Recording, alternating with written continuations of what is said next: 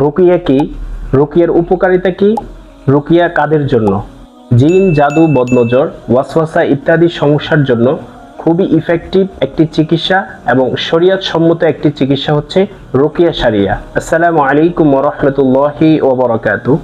আমি হাফেজ রাকি সালমিন হাসান, দারুস শিফা হিজামা and Rukiya centre থেকে বলছি। রুকিয়া কি? ইসলামে ঝাড়ফুঁককে বলা হয় রুকিয়া। রুকিয়া অর্থ হচ্ছে ঝাড়ফুঁক, মন্ত্র ইত্যাদি। রুকিয়া শারিয়া এটি শরীয়ত সম্মত একটি চিকিৎসা ব্যবস্থা। ইসলামে তার বৈধতা রয়েছে। জিন, জাদু, বদনজর, ওয়াসওয়াসা ইত্যাদি সমস্যার জন্য খুবই ইফেক্টিভ একটি চিকিৎসা হচ্ছে এই রুকিয়া শারিয়া। কোরআনে বর্ণিত কিছু ইফেক্টিভ আয়াত, হাদিসে বর্ণিত কিছু মাসনুন দোয়া দ্বারা রুকিয়া করাকে অর্থাৎ ঝাড়ফুঁক করাকেই বলা হয় রুকিয়া। রুকিয়া কাদের জন্য?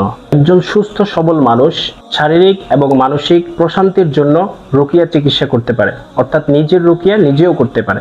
জিন, জাদু, বদনজর, ওয়াসওয়াসা সমস্যা আক্রান্ত ব্যক্তির জন্য খুবই ইফেক্টিভ একটি চিকিৎসা হচ্ছে এই রুকিয়া শারিয়া। রুকিয়ার উপকারিতা কি?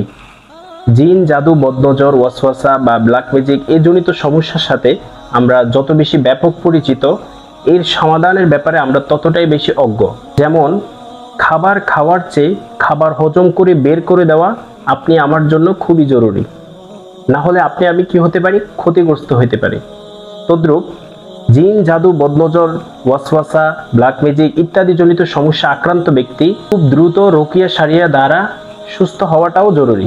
আমাদের দেশে প্রচলিত ভ্রান্ত কিছু আকীদা রয়েছে, যেমন একজন যদি জাদুগ্রস্ত হয় অথবা জিনের রোগী হয়, বিভিন্ন সমস্যা আক্রান্ত ব্যক্তি, সে মনে করে যে জাদু আক্রান্ত ব্যক্তি আরেকটা জাদু বা কুফুরি করে কোনো কবিরাজ বা তান্ত্রিকের কাছে গিয়ে এর সমাধানটা করতে হবে আরেকটা কুফুরি করে। এই সমস্ত সম্পূর্ণ ভুল ধারণা।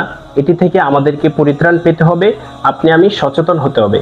তাই নিজের ঈমান আমল ঠিক রেখে, আকীদা ঠিক রেখে এই সুন্নাহ তরিকা বা আল্লাহর দেওয়া সেই ওহী প্রদত্ত ট্রিটমেন্ট আপনি আমি গ্রহণ করা আবশ্যক ইনশাআল্লাহ। আসসালামু আলাইকুম ওয়া রাহমাতুল্লাহ।